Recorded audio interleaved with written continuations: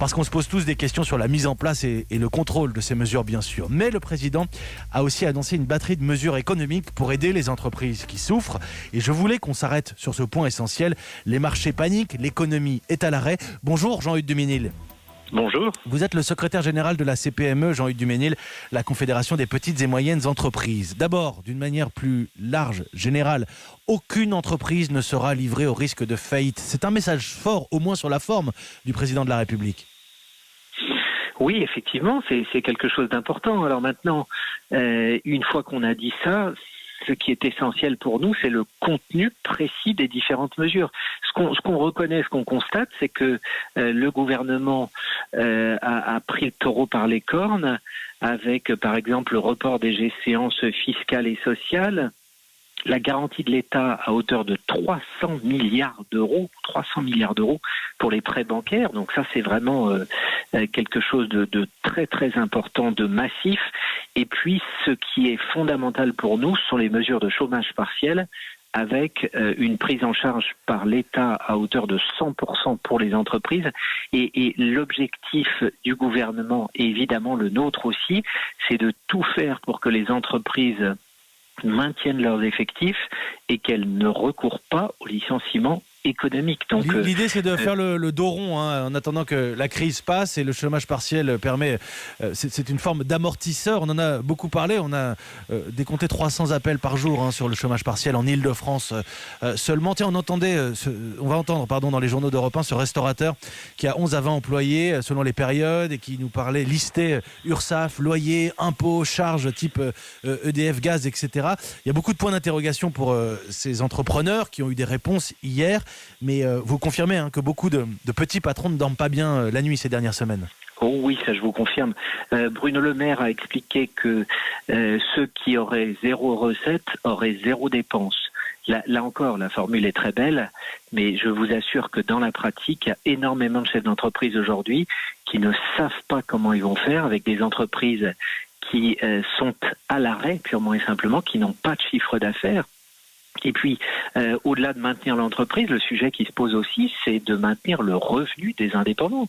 Et ce revenu, je vous rappelle qu'il est directement basé sur l'activité. Donc, quand il n'y a plus d'activité, comment les gens vont vivre, tout simplement. C'est aussi ça le sujet. Donc, aujourd'hui, Jean-Hugues Duménil, vous êtes capable, Jean-Hugues Duménil, aujourd'hui, vous êtes capable de chiffrer justement le nombre d'entreprises qui sont dans le rouge ou le nombre d'entrepreneurs qui sont vraiment menacés, en difficulté ? Oh non, c'est totalement impossible. C'est un très grand nombre d'entreprises, et puis c'est vrai qu'avec ce qui a été annoncé hier, ça va être encore plus important à partir d'aujourd'hui. Prenons l'exemple d'un certain nombre de grandes entreprises industrielles qui ont annoncé qu'elles se mettaient à l'arrêt. Eh bien, évidemment, derrière, tous les sous-traitants vont être obligés de faire la même chose. Donc, les conséquences seront sans commune mesure avec ce qu'on a pu connaître jusqu'à présent. Donc on est effectivement très très inquiet.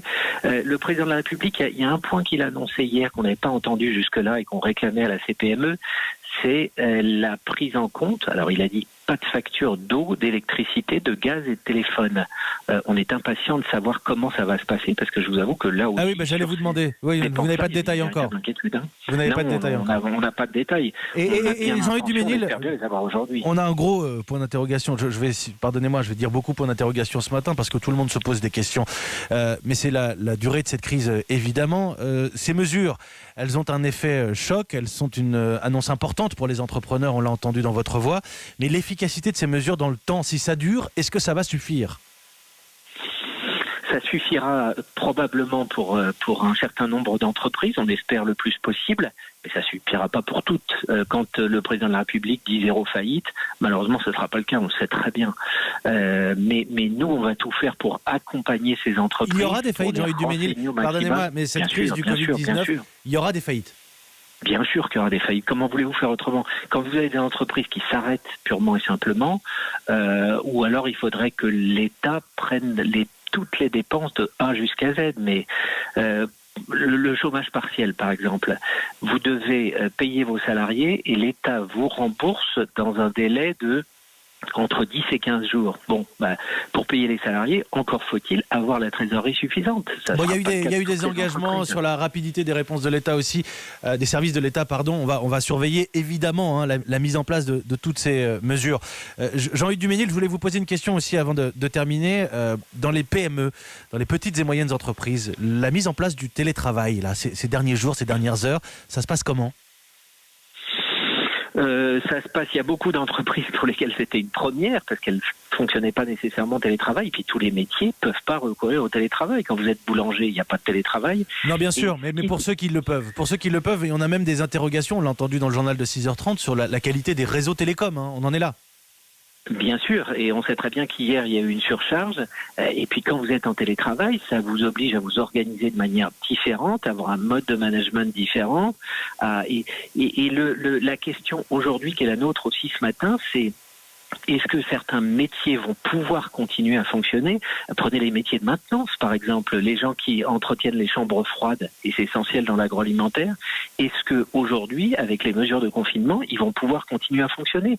Les gens qui sont dans les services à la personne et qui s'occupent des personnes âgées, est-ce qu'ils auront des laissez-passer pour pouvoir circuler ? Voilà, c'est aussi ce genre de questions très pratiques qu'on se pose ce matin, la CPME, et vraiment on a besoin de réponses immédiate. Je précise aussi, Jean-Hugues Duménil, je profite de ce moment de radio pour préciser aussi que les employés à domicile vont toucher 80% de leur salaire sans venir travailler, payés par leur employeur, qui seront remboursés par l'État via le dispositif du chèque emploi-service.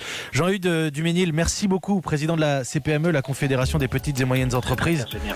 Secrétaire général, pardonnez-moi, en direct ce matin sur Europe 1, bien sûr, Jean-Hugues Duménil. Il y aura des faillites, nous dit Jean-Hugues Duménil.